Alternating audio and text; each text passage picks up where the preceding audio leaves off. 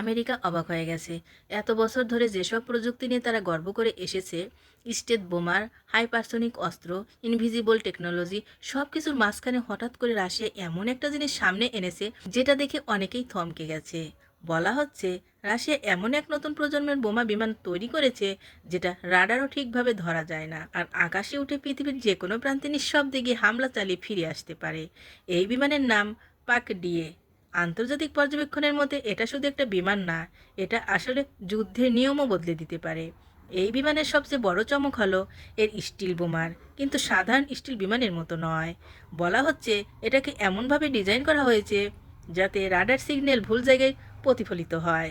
মানে শত্রুর স্ক্রিনে বিমানটা যে জায়গায় দেখতে পাবে, আসলে বিমানটা থাকবে হচ্ছে অন্য জায়গায়। অনেক বিশ্লেষকদের মতে এর বাইরের ডিজাইন কিছুটা আমেরিকার B2 স্টেট বিমানের মতো, কিন্তু ভিতরের প্রযুক্তি আরও নতুন এবং যোগ করা হয়েছে এআই টেকনোলজি। রাশিয়ার একদল গোপন গবেষকরা বছরের পর বছর ধরে এই বিমান তৈরি করে এসেছে। রিপোর্ট অনুযায়ী পাক দিয়ে ঘন্টায় প্রায় 1200 কিলোমিটার গতিতে ঘুরতে পারে। এটা সুপারসনিক বিমান নয়, কিন্তু এটা সব চাইতে কম শব্দ করে উড়তে পারে।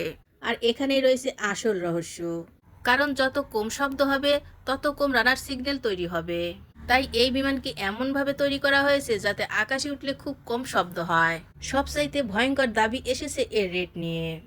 একবার পুরো ফুয়েল লোড দিলে এই বিমান টানা প্রায় 15,000 কিলোমিটার পর্যন্ত উড়তে পারে। অর্থাৎ রাশিয়া থেকে উড়ে গিয়ে পৃথিবীর যে কোনো প্রান্ত থেকে ফিরে আসতে ক্ষমতা রাখে। এই ক্ষমতা আমেরিকার জন্য বড় দুশ্চিন্তার কারণ হয়ে দাঁড়িয়েছে।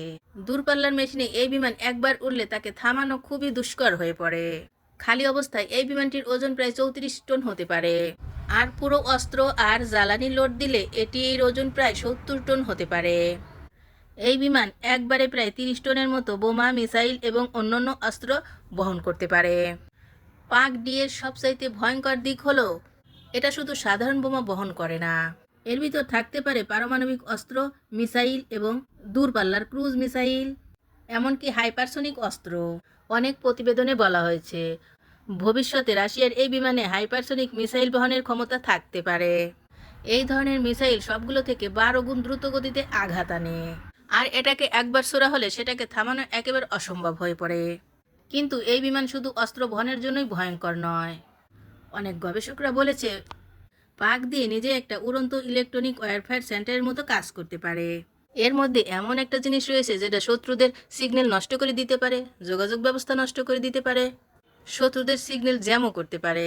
সবচাইতে বড় চমক হচ্ছে এটাতে ব্যবহার করা হচ্ছে কৃত্রিম বুদ্ধিমত্তা বা এআই প্রযুক্তি, যার ফলে এই বিমানটা ভবিষ্যতে নিজে নিজেই মিশন পরিচালনা করতে পারবে, যেখানে পাইলট ছাড়া নির্দিষ্ট মিশন শেষ করে আবার নির্দিষ্ট স্থানেই ফিরে আসতে পারবে। এখন প্রশ্ন হলো উন্নত দেশগুলোর চিন্তায় পড়ার কারণ কি?